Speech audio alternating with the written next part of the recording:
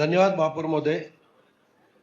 मी या प्रस्तावाला समर्थन करण्यासाठी उभा आहे आणि समर्थन करताना का समर्थनची गरज आहे हेही सांगतो. तर आजची जे सध्या परिस्थिती आहे बेस्टचे डेपोजची ते खूप वाईट आहेत आणि त्यामुळे हा पीपीपी मॉडेल अडॉप्ट केलं तर बेस्टचे जे डेपोज आहेत ते कसं तिकडचे कर्मचारी आणि जे प्रवासी तिकडे जातात त्यांच्यासाठी सोयीचे असतील. आणि हा बेस्ट डेपो लीजवर देण्याची मुभा कायद्यामध्ये कोणी केलं तर 2006 मध्ये कुर्ला, 2007 मध्ये माहीम. हे कोणाच्या काळात झाला आणि त्यावेळी अशरफ भाई जब ये 2006 में चालू हुआ तो ये किसकी सरकार थी?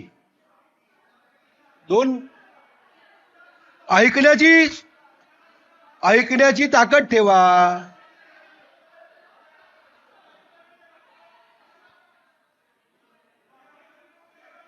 नहीं, मैं तो सिर्फ आपका ध्यान आकर्षित करना चाह रहा था अशरफ भाई.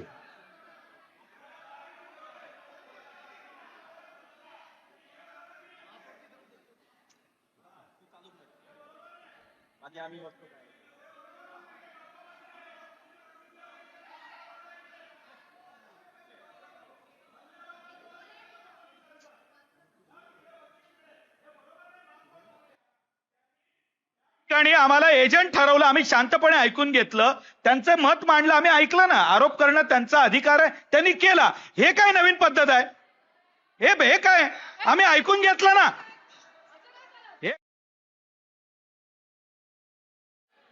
तुम्ही जे सदस्य आहात ना आता उभे राहिले, तुम्ही वारंवार मी तुम्हाला ताई किशोरीताई मी तुमच्या माध्यमातून बोलते. इकडे उभं राहिल्यावरती कायम तिथून 4-5 जण उभे राहून आरडाओरडा करतात. ताई असं विशाखाताई हे योग्य नाहीये.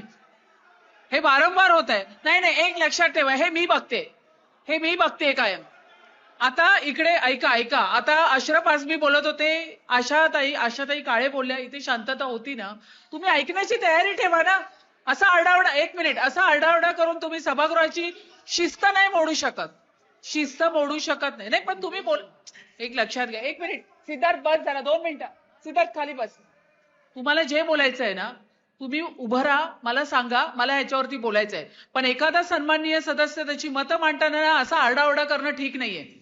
ही सभागृहाची शिस्त नाहीये.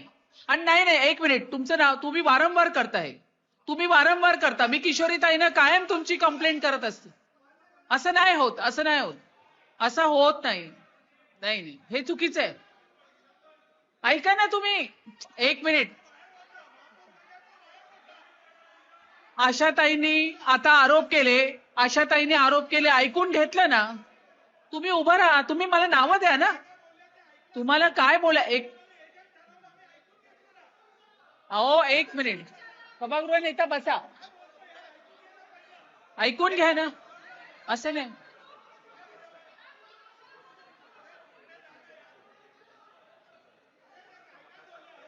हे बघा, एक लक्षात घ्या, सभागृह नेता, तुम्हाला काय बोलायचं आहे ना, तुम्ही मला नावं द्या. मी तुम्हाला संधी देते, तुम्ही उभं राहा. एक मिनिट, असं नाही होत. एक सांगते मी तुम्हाला, आता शेवटचं सांगते. हे वारंवार तुमच्या माध्यमातून होतंय. नाही, एक सेकंड, तुम्ही मला उत्तर देऊ नका. तुम्ही शांत बसा. हे वारंवार तुम्हाला जे मांडायचंय तुम्ही मला नावं द्या. मी तुम्हाला उभं राहायची संधी देते, तुम्ही तुमची मतं मांडा. पण जेव्हा कोण बोलत असेल तेव्हा असा आरडाओरडा वारंवार होतो. मी नेहमी प्रत्येक सभागृहात बोलते, इथे उभं राहतात, इथे शांतपणे ऐकलं जातं, इथे बाजू मांडली जात नाही. मी परत सांगते, मी अशा पद्धतीचा आरोप मी फक्त भारतीय जनता पक्ष किंवा शिवसेना म्हणून बाजू घेत नाहीये. तुम्ही राहा ना उभं, तुम्ही मला नावं द्या ना, मी देते ना संधी तुम्हाला. पण जर ते बोलतात तर तुम्ही मध्ये आरडाओरडा करून डिस्टर्ब का करता? बोलू द्या ना त्यांना त्यांची मतं. असं नाही होत. तुम्ही जे तिथे बसून आरडाओरडा करता, जो मला इथून दिसतंय, सगळं मला इथून दिसतंय. तुम्ही मतं मांडा ना, त्यांना बोलू दे ना. आता ह्यानी एजंट म्हटलं, ऐकून घेतलं ना. हे काही बरोबर नाहीये. नाही ताई, असं नाही. किशोरीताईंना वारंवार सांगते, हे काही योग्य नाहीये. मग मला रूल बुक काढावं लागेल. एक मिनिट रूल बुक मला रूल बुक काढावं लागेल. असं नाही होत.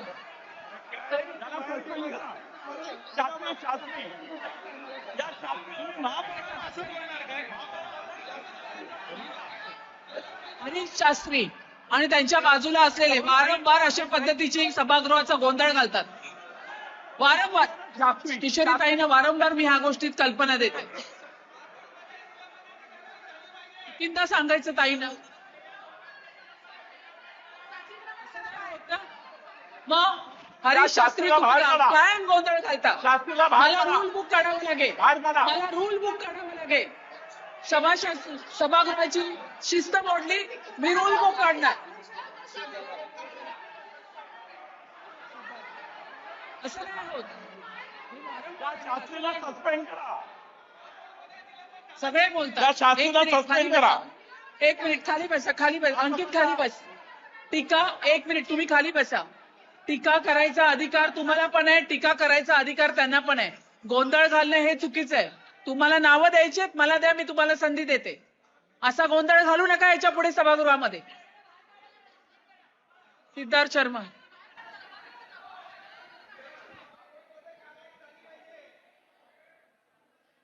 महापौर महोदय,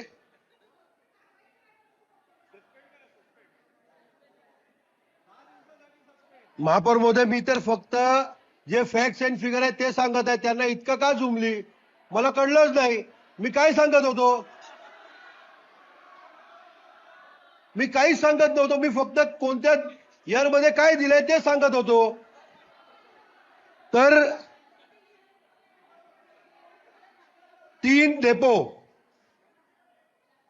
डेपो माहीम, कुर्ला आणि ओशिवरा हा पीपीपी मॉडेलवर लीजवर देण्यात आला आहे 2009च्या अगोदर आणि 2006 नंतर.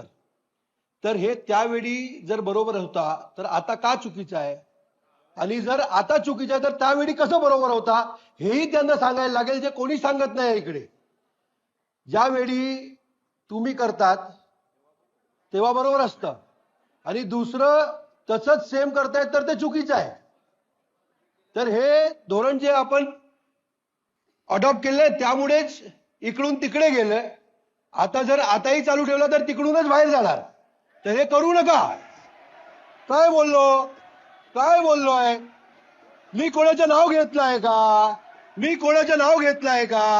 हा बरोबर बोललोय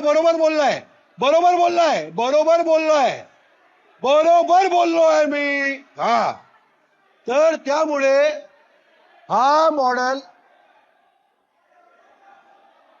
हा विषय जे आहे ना, यात जे अगोदर दिले होते त्यावर 300 कोटीची रिकव्हरी आतापर्यंत बाकी आहे. ते रिकव्हरीसाठी कोणी बोलत नाही इकडे का? त्यांच्या लोकांना दिलेला आहेत का? याच्याही उत्तर द्या. आपण की 300 कोटीची रिकव्हरीचा विषय का नाही मांडलाय तुम्ही? तर या प्रस्तावाला आमचं समर्थन आहे आणि दिलंच पाहिजे. कारण की आमचे मुख्यमंत्र्यांनी क्लिअर कट सांगितलं आहे की याची ओनरशिप आम्ही ट्रान्सफर होऊ देणार नाही, फक्त लीजवर देणार आहे. तर हे आमची सरकारची भूमिका आहे आणि आम्ही करणार. कारण की आम्हाला लोकांना चांगली सुविधा द्यायला लागेल, आपल्याला कर्मचाऱ्यांना चांगली सुविधा द्यायला लागेल. त्यामुळे हे गरजेचं आहे. त्यामुळे माझ्या याला समर्थन आहे. खूप खूप धन्यवाद महापौर महोदय.